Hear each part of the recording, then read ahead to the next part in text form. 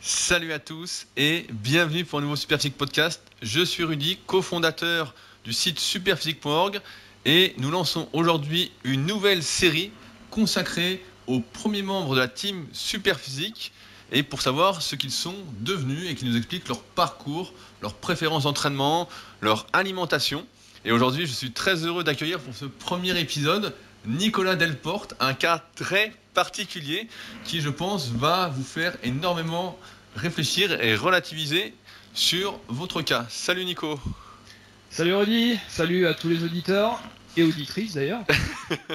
Bah oui, évidemment. Donc c'est un plaisir effectivement de te recevoir et c'est vrai que on se connaît depuis maintenant pratiquement 15 ans.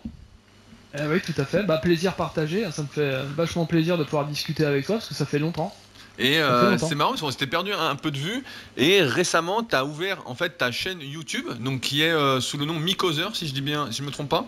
Ouais, voilà, j'ai mis un pseudo parce que c'est plus facile de me retrouver sous le nom Mycozer parce qu'il y avait déjà un Delporte sur YouTube. Donc, mais sinon, tout le monde peut me retrouver sur Facebook avec mon vrai nom, mais sur YouTube c'est plus facile d'avoir. Et Mycozer, moi je me souviens de cette histoire, c'est parce qu'à l'époque. Beaucoup n'ont pas connu ça. On était tous sur MSN Messenger. Tout à fait. Donc avant que Facebook Messenger existe, et on faisait des conversations pendant des heures. Donc il y avait toi, il y avait Vincent le Suisse, il y avait Yann, et des fois il y avait Quentin Pousseur de Fonte. Enfin bon, on était des fois une dizaine. Et toi qui étais assez adepte de Mike Menzer, ça a vite dérivé en Mycozer en fait. Ouais, c'était Miko au début, vous m'appeliez Miko, et puis en hommage, on va dire, à Mike Menzer, parce que je dois être le seul assez fou en France pour avoir suivi le Heavy Duty pendant plus de 4 ans. Donc en hommage à Mike Menzer, je me suis rebaptisé Mycozer, parce que finalement ça correspond à une période intéressante de ma vie, et c'est un petit hommage à Mike Menzer qui est disparu en 2001.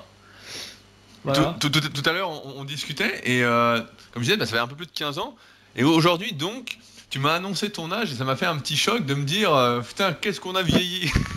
Oui, j'ai 42 ans aujourd'hui, enfin 42 ans, oui, je suis né en 1976, hein, donc je fais partie des vieux croutons, hein, mais bon pied bon oeil, hein, comme on dit, et j'ai jamais arrêté la muscu, hein. J'ai commencé à m'entraîner en 1991, c'est-à-dire l'année où j'ai des repères temporels, c'est l'année où Mike Matarazzo il est passé professionnel.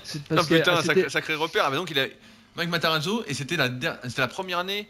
C'était la première année de Dorian au pouvoir ou pas encore? Non, c'était encore Lianet. Non, j'étais déjà fan de Dorian Yates, j'étais fan de lui depuis avant qu'il soit Mister Olympia, parce que la première fois que j'ai vu son article, sa façon de s'entraîner, sa façon d'être et tout ça, c'était dans un muscle et fitness, je me suis dit, c'est exactement ce que je voudrais, sans savoir évidemment tout le côté.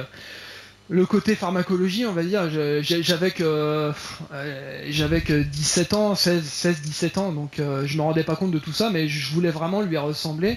Et puis c'est la première fois que j'ai entendu parler de Mike Menzer, parce que Dorian Yates, c'était un adepte de l'entraînement de haute intensité, et c'est pour la première fois que je l'ai lu citer le nom de Mike Menzer et puis d'Arthur Jones, hein, l'entraînement HIT. Et donc à partir de là, de fil en aiguille, je suis arrivé sur des articles de Mike Menzer, et puis c'est là que j'ai décidé de m'entraîner en heavy duty. En tout cas, en 1991, oui, c'est une période où j'avais le câble, hein, il n'y avait pas encore internet évidemment, et sur la chaîne TV Sport, il passait les championnats NPC, donc c'est quelque chose qui est très rare aujourd'hui. Ah, c'était énorme, et ça. J'ai vu Mike Matarazzo passer pro en devançant Flex Wheeler, donc il l'a plus jamais battu ensuite, hein. J'ai vu le passage de Kevin Nevron aussi l'année suivante. Flex Wheeler, je sais plus quand est-ce qu'il est passé pro, si c'est la même année ou je sais plus, j'ai un petit peu décroché depuis. En tout cas, 1991, j'ai commencé à m'entraîner chez moi avec deux haltères, une barre, j'avais un banc à développer couché Décathlon que j'avais mis dans ma chambre. Et je faisais n'importe quoi parce que je connaissais rien. J'avais quoi en 91, j'avais 15 ans, ouais, c'est ça. Et puis en 92, j'ai eu l'occasion d'aller dans une salle dans une salle de rééducation, c'est-à-dire dans la salle d'un kiné qui avait dans son sous-sol à 15 minutes de chez moi, une toute petite salle mais avec des très bonnes machines. J'ai fait mes premières armes ici, et puis en 93 je suis arrivé dans ma première et dernière salle, parce que c'est une salle dans laquelle je suis resté pendant 20 ans. Voilà l'historique. Et qu'est-ce qui t'a poussé à te mettre à la musculation? Est-ce qu'au départ, c'est parce que tu étais trop maigre ou trop gros, comme la plupart en fait? C'est que physiquement tu te plaisais pas ou il y avait autre chose qui t'a poussé à t'y Je pense mettre? que j'ai peut-être un passage à la puberté un petit peu violent pour moi, parce que j'ai toujours été gros, hein. Si tu veux, je tiens ça du côté de ma mère, hein, c'est génétique. On est beaucoup de gros dans la famille, enfin avec des problèmes de poids plus ou moins importants. Et du coup, moi j'ai hérité de ça. Donc à 4 ans, j'ai dû faire mon premier régime. Donc faire un régime à 4 ans, déjà c'est pas commun. Et puis après ça m'a poursuivi toute ma vie, hein. Ça m'a pourri ma scolarité parce que quand j'étais petit, souvent c'était le petit bouboule. On me traînait plus bactère. Je me rappelle à une époque on m'appelait nounours. Alors ça j'aimais bien. Bah c'est bien de nounours, ouais, c'est sympa. Ouais, c'était ce que j'ai eu de plus sympa, hein, parce que sinon, habituellement, c'était pas tout à fait la même chose. Mais j'ai très mal vécu ma scolarité par rapport à ça, et puis ça m'a fait beaucoup souffrir. Donc, je me suis créé un monde parallèle en fait, où j'étais une sorte de super-héros, et c'est ce qui m'a amené à m'intéresser à Van Damme, hein, parce que mon père était passionné d'arts martiaux. Mon père qui a la génétique contraire à la mienne, c'est-à-dire que lui il est tout sec et il a beaucoup de mal à prendre du muscle, donc et il était fan d'arts martiaux, donc j'ai été baigné dans l'univers Bruce Lee, Chuck Norris, et puis je suis assez vieux pour avoir vu Hulk passer à la télé. La première diffusion, c'est-à-dire en 78, j'avais même pas 4 ans et j'étais déjà fasciné par les super-héros musclés, balèzes. Donc ça m'a jamais quitté en fait. La muscu, ça a toujours été ancré en moi. Et puis il y a eu la période Van Damme après, parce que Van Damme c'était dans les fin des années 80, début des années 90, c'était légendaire quoi. Quand Bloodsport est sorti, faut savoir que les magnétoscopes c'était encore rare, donc avoir le film Bloodsport en VHS c'était un événement, c'était un truc que tu payais 350 balles, l'équivalent de 250-300 euros aujourd'hui, tu vois. Donc c'était un événement, et pour moi Bloodsport ça a été le début de ma passion pour Jean-Claude Van Damme. Donc je me suis identifié à lui, je voulais devenir comme lui, il avait le physique idéal pour moi à l'époque. Et puis le grand écart, tout ça, donc je me suis mis moi j'étais un sac, hein, j'étais super gras, je pesais 92 kilos à 13-14 ans, hein. Donc j'étais en un gros surpoids, mais malgré tout, cette passion que j'ai eue en devenant fan de Van Damme, ça m'a poussé à me mettre à faire du stretching, à essayer de faire des choses que les autres ils pouvaient pas faire pour me distinguer un petit peu, pour essayer d'exister par moi-même, sans avoir cette image de bouboule collée au basque. Et quand j'ai réussi à faire le grand écart, donc j'ai mis 1 an pour réussir à le faire, j'arrivais à faire quelque chose que les autres pouvaient pas faire, donc j'arrivais un petit peu à me distinguer, j'étais fier de moi. Si j'arrivais pas à venir à bout de mes problèmes de poids, au moins j'arrivais à réaliser des choses, donc ça a été une première expérience qui m'a mis un petit peu la confiance. Et puis après, de fil en aiguille, en vieillissant, je me suis tourné plus vers la musculation, parce qu'au départ, je voulais faire des arts martiaux. J'étais plus vers les arts martiaux, et progressivement, j'ai vu que les arts martiaux, à 90 kilos et plus de poids de corps, ça allait pas le faire. Et du coup, tout naturellement, au début des années 90, je suis arrivé à la muscu, grâce à Muscle et Fitness, et puis le monde du muscle, hein. J'avais déjà les articles de Jean Texier à l'époque, que je lisais tous les jours, matin, midi, soir, sur les toilettes, partout. J'étais devenu vraiment passionné, mais vraiment très passionné, c'est-à-dire vraiment une passion dévorante, comme on peut la vivre à cet âge-là, hein, parce que quand on a 14, 15 ans, on prend tout dans la tronche au premier degré, donc on vit les choses intensément, sans recul, et tout doucement, je me suis tourné vers Dorian Yates, parce que comme j'étais gros et gras, donc j'étais quand même assez imposant, et Dorian Yates, il était énorme et imposant, donc je me suis en quelque sorte identifié à lui, et je rêvais de pouvoir devenir un jour à son image, gros, sec, super musclé, super balèze. Et donc ça a été des très bonnes motivations pour moi, hein, puisque même si j'ai pas pu régler mes problèmes de poids tout de suite, ça m'a quand même encouragé à me mettre à la musculation. Et puis en suivant la méthode Menzer, ça m'a poussé aussi à élever mon intensité d'entraînement. C'est quand je suis arrivé dans ma vraie salle, on va dire en 1993, qui était une salle à l'ancienne, hein. C'est une salle qui avait ouvert en 1964, donc une salle qui est baignée dans une ambiance années 70, années 80, tu vois. Je faisais du squat avec une barre qu'avait utilisé Sergio Oliva. J'ai eu Jeff King, on a eu Momo Benaziza. Enfin, je les ai pas vus ces gens-là. Moi, je suis arrivé en 93 dans la salle. La salle était déjà sur le déclin parce qu'il y a eu l'explosion des cours collectifs. Et il y a beaucoup de gens qui ont quitté la salle pour aller suivre des cours collectifs à droite à gauche. Et donc moi je suis arrivé à une époque où la plupart des champions c'était déjà du passé, donc il y avait pratiquement pas de culturistes dans la salle. Ouais, mais moi je me souviens justement.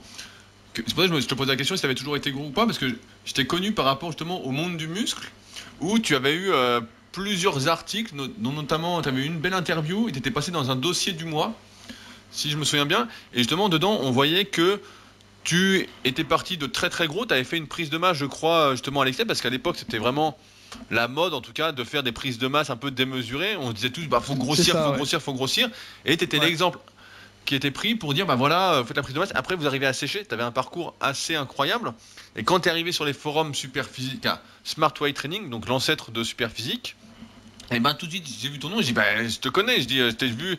Et comme toi, bah j'avais tous les mondes du muscle, etc. Donc je lisais à fond. Et j'imagine que justement, comme toi, que tu étais un passionné de musculation, tu lisais depuis presque 10 ans, te retrouver dans le monde du muscle, c'était un peu comme une consécration, non? Ah, ouais, tout à fait, mais c'est surtout d'avoir un article par Jean Texier, parce que Jean Texier pour moi c'était un dieu, hein, c'était mon idole, je le lisais tous les jours, donc pour moi il faisait partie de ma vie, et c'est quelqu'un pour qui j'avais un immense respect, même si moi je pratiquais la méthode Heavy Duty, c'était contraire à ce qu'il préconisait dans ses articles, mais malgré tout j'avais un profond respect, et je lisais, comme il avait son magazine Muscle à l'époque où il donnait beaucoup d'espace à ses lecteurs, et je me rappelle de son magazine Muscle où il y avait des gens comme Guillaume Blin, Martial Cherrier, Oui, tout oui, ça. mais Muscle Mag, il y avait eu 20 numéros, ouais. Ah, c'était génial, c'est plus ces photos qu'il faisait au Gold Gym quand on lui finançait encore ses voyages au Gold Gym et qu'il pouvait se permettre d'aller photographier tous les pros en salle et tout, c'était fantastique. Et le fait d'avoir 5 articles par lui, pour moi c'est une forme de consécration, ça vaut tous les trophées de compétition de muscu du monde. C'est comme si tu avais la reconnaissance de tes pairs en fait, c'est comme si... pour moi, c'était comme si je m'étais accompli en tant que bodybuilder que d'avoir un petit peu la reconnaissance de gens, parce que pour moi, c'était le passage de témoin de l'ancien à la génération d'après, quoi. Et quand je suis arrivé sur Smart, c'est marrant ton anecdote, parce que je suis arrivé sur Smart, je venais de faire 2 ou 3 articles déjà pour le monde du muscle, donc des articles que j'avais écrits qui étaient mis en page par Jean avec des photos. Je pensais pas du tout que je pouvais être reconnu ou que j'étais déjà un petit peu connu dans le monde de la muscu. Moi j'avais vu que mes articles et quand je suis arrivé sur Smart, j'ai fait le tour des forums pour voir, j'avais envie d'écrire quelque part. J'ai été sur Planète Muscle, je me suis dit bon là ça c'est pas pour moi parce qu'il y avait beaucoup de champions et j'arrivais pas à m'identifier parce que moi je voulais quelque chose de naturel, vraiment à mon image, tu vois, simple et naturel. Et quand je suis arrivé sur Smart, je me suis dit ah bah voilà, je vais poser mes valises ici, ça m'a l'air très bien. Et quand je me suis inscrit et que j'ai posté pour la première fois, je me rappellerai toujours parce que ils ont été 5 à 6 à me sauter dessus, à me demander mon tour de poignet. Ah oui, oui. Je me suis dit, qu'est-ce que c'est que ces gens Ah, t'as tant de tours de poignet, ah, c'est pas possible, tu peux pas être naturel. Ah bon bah d'accord, bon bah tant pis. Du coup ça s'est un peu mal passé au début parce que je me suis dit oh là là si ça continue je vais pas rester longtemps et puis du coup après j'ai continué à écrire et puis on s'est accepté entre membres et puis on a sympathisé, bah, j'ai sympathisé avec toi, c'était difficile de pas sympathiser avec toi parce que t'étais tellement partout, tu posais tellement de questions, t'étais tellement curieux et puis t'étais jeune donc je me suis dit celui-là, il va faire quelque chose dans la muscu, je sais pas ce qu'il va faire, je sais pas quand, mais il fera quelque chose, il s'est obligé. Et puis finalement, bah tu vois, ça s'est produit. Et non, c'était vraiment une belle période. Bah, c'était l'époque sur Smart où on faisait énormément la chasse. Donc il n'y avait pas encore les réseaux sociaux, il n'y avait pas tout ça. Et sur le forum, on faisait énormément la chasse aux dopés. Et c'est vrai que je crois qu'on a fait un podcast il n'y a pas longtemps avec Fabrice ou avec Arnaud, je sais plus, sur justement les formules qui prédisaient combien de tours de bras tu pouvais avoir par rapport à ton tour de poignet, etc. Moi, je me rappelle bien. Et que quand quelqu'un de balèze arrivait sur le forum, bah, les mecs les plus anciens lui disaient bon, attends, prouve que t'es naturel, quoi. C'était le moment, c'était les prémices du prouve ce que tu dis, quoi. Prouve ce que tu es, Ouais, quoi. tout à fait, mais quand j'y repense, je me dis c'est normal hein, après tout. Mais moi, je me rendais pas compte, je me suis inscrit là-dessus, tu vois, je pensais pas du tout qu'on allait me reconnaître tout de suite ou qu'un mec allait me dire ah bah tiens, oui, c'est pas toi qui est passé dans le monde du muscle. Mais là, tout de suite, il a fallu prouver ce que je faisais. D'ailleurs, j'ai eu Kowak et Post qui sont venus dans ma salle. Toi, t'es venu me voir aussi. On a partagé 2 entraînements. J'ai Martial. Oui, Kowok, il est Kowok. venu et Poss, ils sont venus tous les deux me voir. C'était une façon de valider en fait ma participation à Smart. Donc il fallait avoir des anciens qui venaient. Donc moi, Ouais, bah, surtout que tu participais beaucoup au forum. C'est vrai qu'à l'époque, la plupart d'entre vous qui nous écoutez aujourd'hui, vous vous rendez pas compte, mais nous, on était sur un forum, donc c'est toujours le plus gros forum d'internet, le forum Superphysique, puisque c'est le plus ancien, hein. Il y a des millions de messages. Mm. Et c'est vrai qu'à l'époque, on était une bande de quoi, 15, 20, 25 mecs à poster tous les jours, à se poser des questions, à débattre, etc. Alors, des fois, il y avait des débats vraiment très animés, surtout avec Vincent, le Suisse. Ah oui, on en a eu des heures de gloire avec Vincent et c'était passionnant parce que j'adorais la théorie. Le problème c'est que moi j'avais une confiance absolue en ce que je faisais à l'époque et le jour où je suis arrivé sur Smart et que j'ai commencé à lire les théories d'entraînement, j'ai commencé à douter et ça a été je crois la pire chose pour moi parce que j'ai commencé à tout remettre ce que je faisais en question et ça m'a fait régresser. Après j'ai commencé à perdre un petit peu de muscle, de force, parce que je faisais tout et n'importe quoi. Et finalement, je me suis rendu compte après qu'il valait mieux que je reste. Je me dégage un petit peu de toutes ces influences, qu'elles soient positives ou négatives, et que je continue sur ma lancée. C'est super important d'avoir confiance en ce qu'on fait quand on s'entraîne, d'avoir une confiance en soi absolue et d'être persuadé que ce qu'on fait, ça va nous amener à réaliser nos objectifs physiques et en force. Et jusqu'à maintenant, je m'étais entraîné sans avoir le doute à l'esprit. Donc ça a été une période un petit peu particulière où je me suis beaucoup remis en question. D'ailleurs, Oh bah tout ça à l'époque, avec toutes les théories qu'il y avait, c'est vrai qu'on changeait régulièrement de manière de nous entraîner, hein. Mais ce qui est assez drôle, c'est que toi, t'es arrivé donc sur le forum, t'avais déjà un physique incroyable, et pourtant tu t'es fait influencer. Je pense que Vincent est très convaincant. Il aurait dû faire homme politique plutôt que essayer de percer dans la muscu. il est très convaincant. Il aurait pu être un super gourou de secte.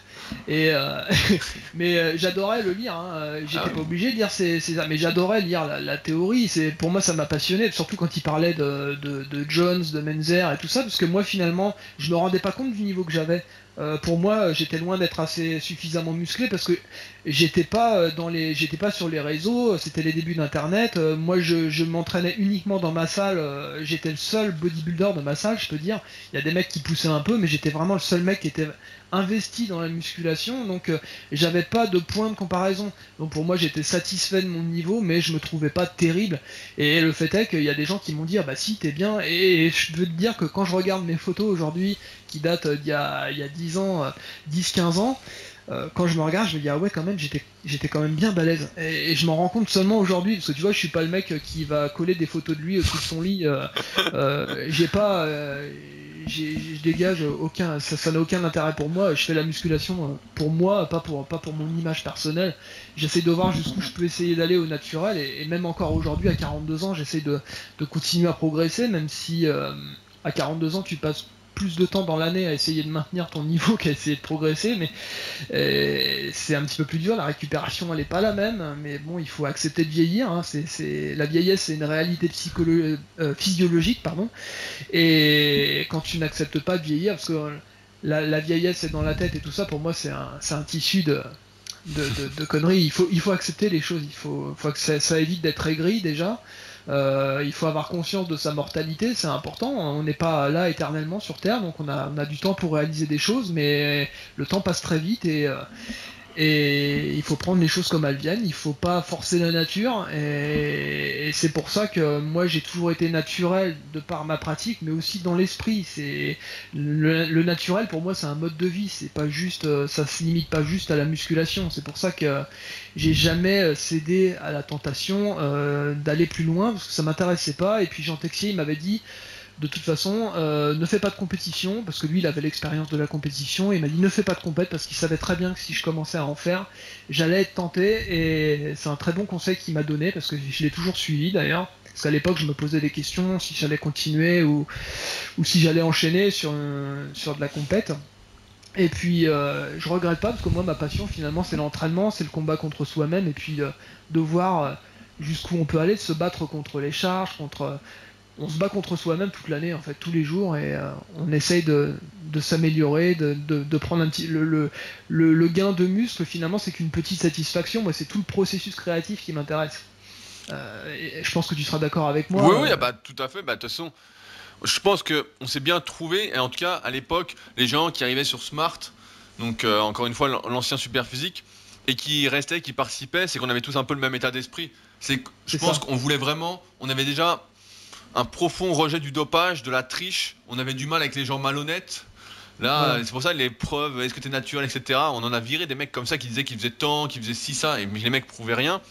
Et surtout, on voulait mériter nos progrès, en fait, peu importe le niveau qu'on avait, on voulait que ce soit dû qu'à nous, à nos efforts. Exactement. On avait ce truc-là, en fait, on avait tous le même truc. Alors après, effectivement, je me souviens des fois, tu t'es fait un peu embarquer dans des méthodes un peu particulières. Ah oui, complètement. Et j'avais une question justement par rapport à ton parcours. Donc, tu as dit que tu as commencé la musculation et que tu étais déjà gros, en fait. Donc, tu fais 1m73 et tu faisais déjà 91-92 kilos à 13-14 ans. Est-ce que quand tu as commencé la musculation, tu t'es dit, bon, je vais maigrir pour essayer de voir mes abdos, ou au contraire, tu t'es dit, bon, comme la mode à l'époque, c'était la prise de masse, je vais plutôt me lancer dans la prise de masse. Qu'est-ce que tu as fait en fait? Je vais te dire exactement, quand j'ai commencé la muscu, je me suis inscrit donc dans la salle, l'Institut Michel Deslauriers, ça s'appelait à l'époque. Je venais de perdre 20 kilos, j'avais réussi à faire enfin un régime où j'avais réussi à perdre 20 kilos. J'étais tombé de 94 à 74 kilos exactement, et tout de suite après ce régime, je me suis inscrit dans ma première salle de musculation. Donc j'étais super content et je voulais capitaliser sur ma perte de poids pour me remuscler après. Et ça s'est pas du tout passé comme ça, puisque la première fois que j'ai commencé à m'entraîner, Michel, qui était une personnalité dans le monde de la culture physique, puisque on appelait ça comme ça à l'époque, hein. Me traitez pas de vieux crouton, mais on appelait ça un professeur de culture physique. C'était une grande personnalité. Tu sais, quand tu étais dans ma salle, tu avais l'impression d'être dans un film d'Audiard, parce qu'il y avait l'accent titi parisien, un peu à la Gundil, tu vois. Et tous les jours, moi, je faisais des maxi au développé couché sur du Serge Lama, du Michel Sardou, tu vois l'ambiance qu'il pouvait y avoir. Donc c'était, il fallait être motivé, je te le dis, hein, parce que j'ai rien contre Serge Lama et Michel Sardou, mais je préfère un peu du Metallica quand je m'entraîne. Donc c'était une ambiance vieille France, années 70, sachant qu'il y avait des grands champions qui étaient venus dans cette salle, puisque c'était un institut qui était pilote dans les années 80, et quand il y avait un mec qui venait des US, un champion, c'était une salle dans laquelle il fallait passer ça faisait partie des salles où il fallait venir pour s'entraîner quand t'étais de passage à Paris, quoi. Donc il y a eu Jeff King, il y a eu tout ça, donc c'était une salle chargée d'histoire. Et moi, quand je suis arrivé, Michel, il est venu me voir, je lui fais je fais de la muscu, je lui explique, voilà, je veux vachement progresser, je veux devenir super musclé, et il vient me voir et me dit, tu sais, il faut manger, hein. Alors c'était pas tombé dans l'oreille d'un sourd, et j'ai commencé à manger pour la muscu. Le problème, c'est que c'était pas du tout adapté à ma morphologie. Et puis j'ai commencé à m'intéresser à la méthode Heavy Duty de Mike Menzer à cette époque-là, et j'ai commencé à la suivre à fond. Et c'était exactement la méthode inverse qu'il aurait fallu pour moi, c'est-à-dire Menzer, il préconisait au début 3 entraînements par semaine de 30 minutes avec une seule série par exercice, pas plus de 2 exercices par groupe musculaire. Et donc en fait tu brûlais que dalle en calories, et donc je mangeais là-dessus.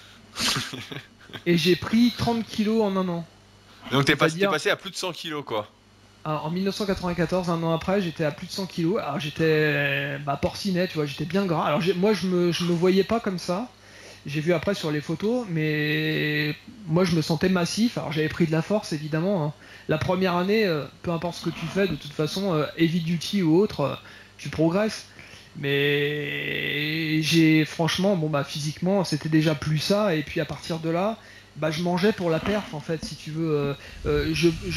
J'étais dans une spirale où pour continuer à progresser il fallait manger, et je sentais que je devenais gras, mais j'étais incapable de faire machine arrière, parce que pour moi faire un régime c'était repartir en arrière, perdre de la force, perdre du muscle, et psychologiquement j'en étais incapable.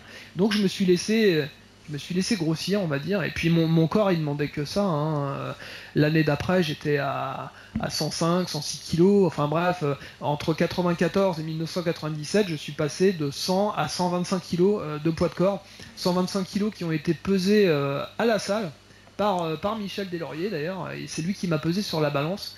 Il m'a pesé à 125 kilos, il m'a mesuré mon tour de cuisse à 90 cm, et j'avais pratiquement 50 de tour de bras. Alors on va me dire, ouais, c'est pas naturel. Le problème c'est que t'as 52 bras et 52 bras, quoi. Moi j'avais des gros bras, mais c'était plutôt Maïté que Dorian Yates, tu vois. Mais c'est à toi qu'on doit l'invention. Des fois on n'utilise plus trop ce terme, mais de la porcification. Sur le forum à l'époque, c'était le mot, on disait on se porcifie. Justement, t'étais parti, donc t'avais pris 50 kilos. Et t'étais devenu mais vraiment obèse, quoi, en fait. Est-ce que tu te rendais compte, toi, à l'époque, là, à 125 kilos, que t'étais obèse? Oui, oui, mais j'étais incapable de faire machine arrière parce que psychologiquement, j'étais pas bien dans ma peau. Et quand t'es pas bien dans ta peau, bah qu'est-ce que tu fais? Bah tu bouffes parce que quand tu bouffes, eh ben, tu te sens bien à l'espace d'un instant. Ça te fait du bien. C'est comme une drogue, hein, la bouffe. Hein. Finalement, j'ai jamais touché au produit, mais ça m'a pas empêché de faire des excès, tu vois, au niveau alimentaire. Je mangeais pour apaiser mes esprits parce que j'étais très mal dans ma peau, très mal dans mon corps, et du coup la méthode Menzer, bah, un coup je progressais, un coup je régressais, un coup je progressais, et pourtant je l'ai suivi scrupuleusement à la lettre.